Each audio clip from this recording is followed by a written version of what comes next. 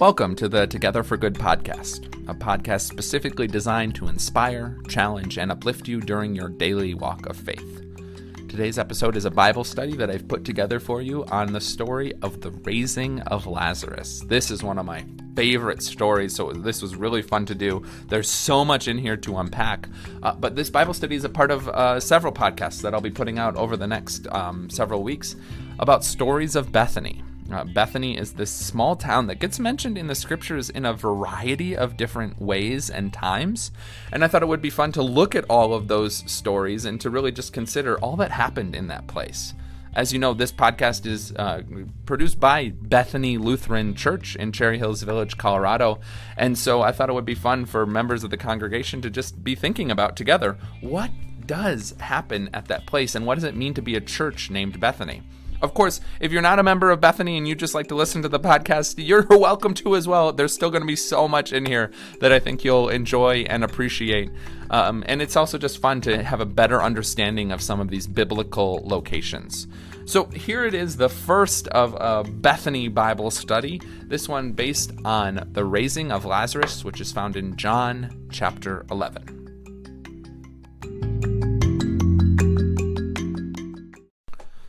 Well, friends, do we have a Bible study for you today? This is part of a series that we're going to be doing on the stories of Bethany. As we think about all the things that happen in this small little town near Jerusalem. And most of you who listen to this podcast are members here at Bethany Lutheran Church. And so it's interesting to just think about what it means to be a church named after this town. What happened in that town? Today we get to do one of my favorite stories, the raising of Lazarus. This is in John chapter 11, and we're going to basically read the entirety of John chapter 11, just about, at least the first half. It's a long chapter, because there's just so much details and context. I won't go verse by verse, at least not at first. That's what I usually do on these Bible study podcasts, but we're going to try and get into it, do it in more chunks since it is a longer passage. But there's so much good stuff there, we've got to see it all. So open up those Bibles. This is John chapter 11, and I'll just start by reading you the first 16 verses, and then we'll talk about it. Now, a certain man was ill, Lazarus, of Bethany, the village of Mary and her sister Martha. Mary was the one who anointed the Lord with perfume and wiped his feet with her hair. Her brother Lazarus was ill. So the sisters sent a message to Jesus, "Lord, he whom you love is ill." But when Jesus heard it, he said, "This illness does not lead to death. Rather, it is for God's glory, so that the Son of God may be glorified through it."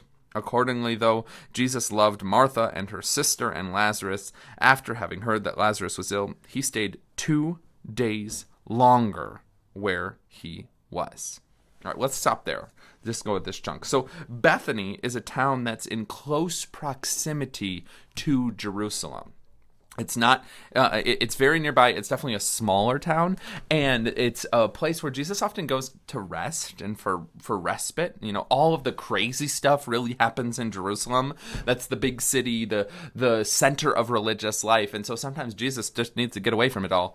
He goes to Bethany. And we also learn that because he spent time there, he's built some powerful relationships with a guy named Lazarus, with Mary and her sister Martha. And there's many other stories about Bethany, about Jesus' interactions with Mary and Martha. And even John, in his writing of the gospel, kind of gives us some of those details to help us connect the dots. He's like, remember, Mary was the one who anointed the Lord with perfume and wiped his feet with her hair? Yeah, and she's got a brother, and his name is Lazarus, and Lazarus is ill. So Jesus has a deep relational connection to this family that lives in Bethany, and John wants us to know all of that because really these deep relational connections are a big part of John's gospel as a whole, a part of how John wants us to see and understand Jesus. Jesus was fully human and had deep human connections, and yet also the whole of John's gospel is about God's deep connection with us. How the Word becomes flesh and dwells among us so that God can be closely related and connected to people like you and me. So we see all of that just in these first few verses, a lot of these details of John's gospel being pulled out. And what happens too is that in John's gospel, he often mentions later events. He assumes that people already know the details of the story. And so the way that he writes it isn't always chronological. It's oftentimes just thematic. I think that's the best way to put it. And so, since John is assuming that people know the whole story, he can kind of make different connections and allusions throughout his writing. John's gospel is probably the gospel that was written the latest, the furthest out from Jesus' actual life. And so there's been several generations where people have been able to develop their own understanding and grasp of the Jesus story. And so that's just important to keep in mind. We often know the details of all the stories because we've heard it read in church so many times. And so that's kind of the context for when John wrote his gospel himself, was he knew that people knew the story. And so he could kind of jump ahead and add some other details and make connections for some of the people. All right. And so I just want to make sure I catch all my details of this sometime. What's really interesting is Jesus loves and cares about these people. But he operates on his own time, doesn't he? He waits 2 extra days before he does anything, even though he knows his friend is sick. And he also knows, though, like, what's going to happen. Oh, he's not going to really die. This is all going to happen for the glory of God. Jesus knows how the story ends himself, too. And so let's keep reading. Let's look ahead to start at verse 7 here. Then after this, Jesus said to the disciples, "Let us go to Judea again." And the disciples said to him, "Rabbi, the Jews were just now trying to stone you, and are you going there again?" Jesus answered, "Are there not 12 hours of daylight? Those who walk during the day do not stumble, because they see the light of this world. But those who walk at night stumble, because the light is not in them." After saying this, he told them, "Our friend Lazarus has fallen asleep, but I am going there to awaken him."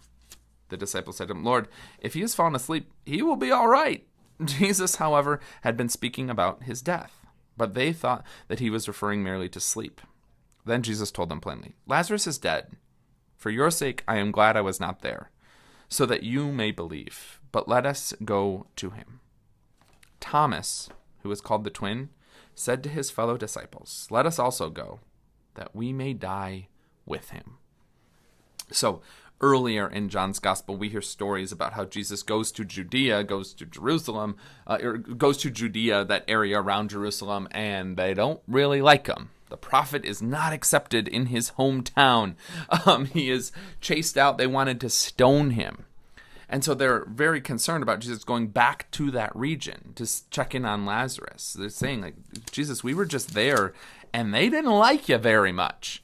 But Jesus is saying, no, I have a mission to do. And so there's this whole extended context here that's kind of going on. Jesus knows that it's dangerous to go to the Judean area.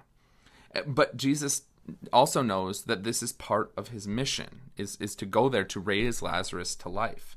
And so there's this really cool story within a story that John's doing here. Jesus travels to Bethany to give life to Lazarus, even though he knows it's dangerous, even though he knows it might cost him his life. And in fact, as we'll see, it's this raising of Lazarus that really results in a lot of the Pharisees and scribes turning against Jesus. This event leads to Jesus' death. So Jesus willingly goes to Judea, even though he knows it's dangerous, even though he knows it's going to lead to his death. And he does that in order to bring life to Lazarus. And really, isn't that a microcosm of the whole story?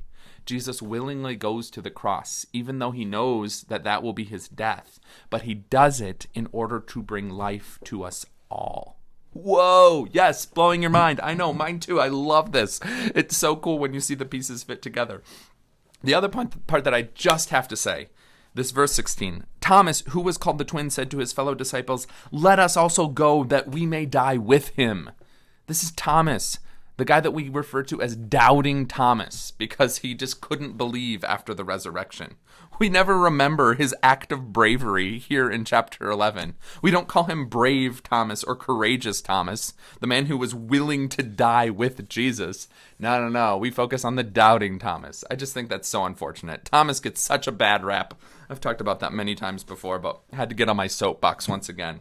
Give Thomas some love there. But let's continue on now. Now we kind of get to the meat of the story. Jesus traveling to Bethany.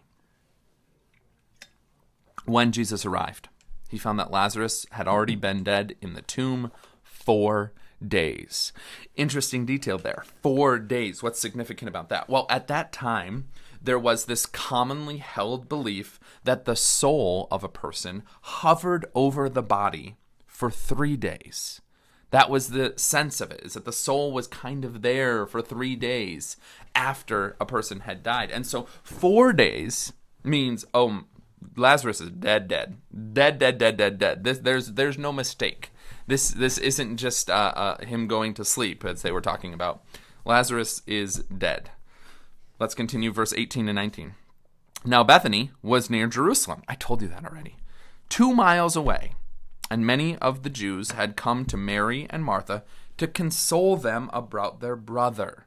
So we're once again reminded of the proximity to Jerusalem. And Jerusalem is, again, the religious hub. Everything happens there. And so there would be a lot of good Jews in the area. And one of the common practices still in Judaism today is a practice called sitting Shiva. And so if someone dies and you are a friend or a family member or part of their religious community, it's common practice to go and sit with the family. And that's it. I think it's very wise and very holy. Death is something so dramatic and unexplainable, something that we as humans who continue living just can't fully wrap our mind around. And we know this. We see this at funerals all the time. People just are at a loss for words. There's no good way of explaining all of our emotions. And so in Judaism, all you do is you just go and sit. It's a ministry of presence. You don't say anything. There's no words to say. There's nothing to do. I mean, if the person wants to talk, you talk. But if you just are to sit there with them and be present, that's enough. And so there's this practice of sitting Shiva. I believe it's for a full week, if not longer, where there's just a community of people that sign up to be there with you, to sit with you in the grief, to hold that space together. And so we see that that's kind of what's happening here. The people were going to Mary and Martha's house to console them about their brother, to sit with them and to be with them. And this is at least 4 days out already, so they continue with this practice for many days. Now let's go on to verse 20. When Martha heard that Jesus was coming, she went and met him, while Mary stayed at home. So notice that Martha is the active one, and Mary is the one that hangs back. This mirrors what we know about their personalities from that famous Mary and Martha story. Martha is the one in the kitchen getting everything ready, and Mary is just sitting at Jesus' feet. And Martha becomes indignant because Mary is just not doing anything and not helping. Jesus, has a whole conversation with them about that. And so we see this element of their personality play out again. Martha's like, what? Jesus is on the way? I'm going to go have a talking to with him. And she leaves, and Mary continues to sit Shiva at home. It's really interesting how John pulls those personality patterns through in this story, just in that little verse. But so we get to verse 21. Martha said to Jesus, Lord, if you had been here, my brother would not have died. Notice that Martha complains. She's upset. And that's also, I think, important to affirm that it's okay to be upset with God. It's okay to offer prayers that are prayers of grief, prayers of frustration, or even anger. God wants the full scope of our emotions brought into that relationship. And so if you're feeling frustrated about something or upset, it's okay to share some prayers of complaints, to say something like Martha did. Lord, if you had actually been here, my brother would not have died. That's all a part of our connection and relationship with God. Let's continue reading. But even now, I know, Martha said, that God will give you whatever you ask of him. Jesus said to her, your brother will rise again. Martha said to him, I know that he will rise again in the resurrection on the last day. So in this little passage too, we also see from Martha incredible acts of faith. She offers a confession, confidence in the hope that Jesus brings for the future. I did a podcast about this recently, a sermon about this recently, about how God's got a plan. Like there's a future that we can look forward to with hope.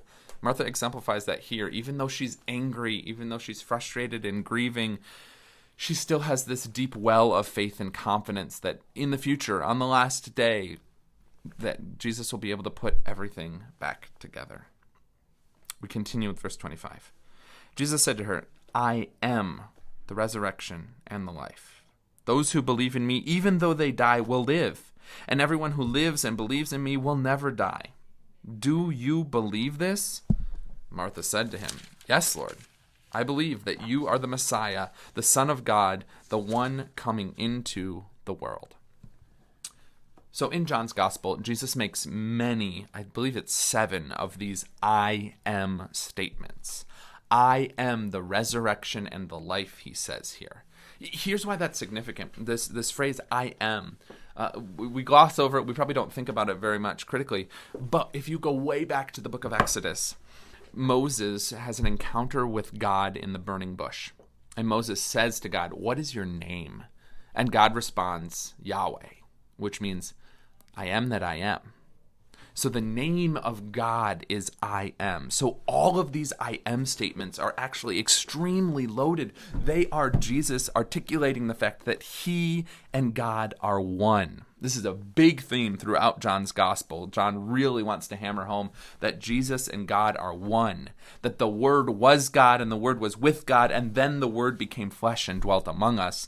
This is all part of what John wants to really hammer home. And so these I am statements further exemplify that. Jesus is speaking the name of God. I am the resurrection and the life. And so he's speaking, he's saying he is God, and yet he's bringing more a character to our understanding of what God is like. So he mentions God's name and then adds details, the resurrection and the life. For Jesus to be the resurrection, that means that a person's future is not determined by death, but by their faith in Jesus and his future promises. For Jesus to be the life means that our present, this life today, is determined and directed by our faith in Jesus. So in this statement, Jesus is pulling together the present and the future and saying that he is the Lord of all of it, that all of it is connected and brought into the reality of God. And notice, too, that Martha comes to understand this. She offers a confession about who Jesus is, and this is not nothing.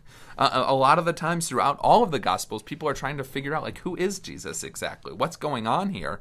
And there's very few moments where people make distinct statements about the character and the personality of Jesus. There's very few times where people come to understand that Jesus is God. And yet that's exactly what happens here in verse 27 is Martha makes a confession, a statement of faith. You are the Messiah, the Son of God, the one coming into the world. So she understands and affirms Jesus' statement that I am the resurrection and the life. Remember, that's Jesus making a statement about his divinity and what the character of God is like. And then Martha affirms it, saying, like, yes, I believe this. I have come to see this with my own eyes and my own experiences. And I affirm what you are saying, Jesus. And I trust in what that character of God can do in this situation. Whew. So many good things. Man, I told you, this is such a good story. There's so much in here. Continuing on with verse 28. When Martha had said this, she went back and called her sister Mary and told her privately, the teacher is here and is calling for you. And when she heard it, she got up and quickly went to him. Now, Jesus had not yet come to the village, but was still at the place where Martha had met him. The Jews who were with her in the house, consoling her, saw Mary get up quickly and go out, and they followed her, because they thought that she was going to the tomb to weep there. When Mary came where Jesus was and saw him, she knelt at his feet and said to him, Lord, if you had been here, my brother would not have died. A lot going on there. Jesus is still kind of outside this city, and maybe trying to be careful, because he knows that the Jews in Judea really don't like him. But then this is how the Jews come to see Jesus being there and being active in this whole situation. They were just there consoling Mary, and then they follow her when she got up quickly. And notice again, too, John also drawing allusions back to the Mary and Martha story. Mary, once again, kneels at Jesus' feet, which is a continual piece of how she is described. She is constantly sitting at the teacher's feet to learn from him and to study with him. And here it's her in grief sitting at Jesus' feet saying, like, if you had just been here, this would have turned out differently. All right, we continue with verse 33. When Jesus saw Mary weeping, and the Jews who came with her also weeping, he was greatly disturbed in spirit and deeply moved. This term, greatly disturbed, here actually means agitated or angry in the original Greek. Jesus is upset by the powers of death that are at work in the world. I think that's an important point. God does not cause death. God is not on the side of death. God is deeply disturbed, agitated, and angry by the presence of death at work in the world. That's a message of extreme hope, too. Just as frustrated and heartbroken as we are by the death that we experience in this lifetime, we know that we believe in a God who feels the exact same way and who is doing everything to stop it and to give us promises that extend beyond the power of death. We continue with verse 34. Jesus said, "Where have you laid him?" And they said to him, "Lord, come and see." The word "you" here, where have you laid him, is in the plural, meaning that Jesus is speaking to a crowd. This is not him speaking to Mary, because otherwise it would be in a different form, but it's the plural form of you. And so that gives us a sense, too, that there's a decent number of people here. The Jews who were consoling Mary have come with Mary, and so now there's a crowd that's gathered that's going to witness this miracle about to take place. We continue with 35. Jesus began to weep. That's it. Verse 35. Jesus began to weep. Fun trivia fact for you. John chapter 11, verse 35. Jesus began to weep is the shortest verse in the entire Bible. Wow, we found it. That's awesome. But what I love about that short verse, I could do a whole sermon on this short verse. It shows that Jesus acknowledges that even though he knows that even though Jesus knows that he has power over death, and we saw that earlier in the passage, Jesus knows how this story is going to play out. Even though Jesus knows what the future holds, he still bears the pain and the bitterness of those losses. And I think that that's true for us as well. Even though we might be people of faith who have great confidence that in the end God puts the whole world back together, that in the end we will be with our loved ones again in the resurrection, even though we know all of that, it doesn't make the pain and the struggle of the current moment any less harsh. Jesus knows that too. Even though Jesus knows exactly how this story is going to play out, he still is emotionally moved by it. He was such a real human being who was constantly sharing in the emotions of others, having real emotions himself. And so for you to know it is okay to grieve, it is okay to struggle and to doubt, and to not fully grasp the power of the resurrection right now when you're struggling with something yourself. Because frankly, that's even how Jesus felt. When he knew he was about to raise Lazarus from the dead, he was still deeply moved, angered and agitated and weeping over the loss of his friend Lazarus. Okay, we continue with verse 36. So the Jews said, "See how he loved him." But some of the Jews said, "Could not he who opened the eyes of the blind man have kept this man from dying?" Jesus is still displaying anger and emotion about the presence of death within all of this. And the Jews are not totally on board with it. They're a little, continually bickering, trying to understand. This is all, John tends to portray the Jews in this group in really negative light throughout. And so they're playing that role again here. But let's continue with verse 38. Then Jesus, again greatly disturbed, came to the tomb. It was a cave, and a stone was lying against it. This is what I want to say. I got my notes mixed up. Yeah, so Jesus is still greatly disturbed, still showing emotion and struggle about all of this. We continue with 39. Jesus said, "Take away the stone." Martha, the sister of the dead man, said to him, Lord, already there's a stench because he's been dead 4 days. Jesus said to her, did I not tell you that if you believed, you would see the glory of God? Martha is the one who confessed back in verse 27 that Jesus could do anything, that he was the Lord, the Son of God. And she still, though, has assumptions about death. And so Jesus is going to surprise even her. That's a lot of what this story is about. I keep coming back to that, is that we can be people of faith who have confidence in the future and yet still have questions and struggles in the current moment, especially when we're facing deeply emotional, tragic situations. So we go to 41. So they took away the stone, and Jesus looked upward and said, Father, I thank you for having heard me. I knew that you always hear me, but I have said this for the sake of the crowd standing here, so that they may believe that you sent me. This verse is the first time in the Gospel of John that Jesus directly addresses God as Father.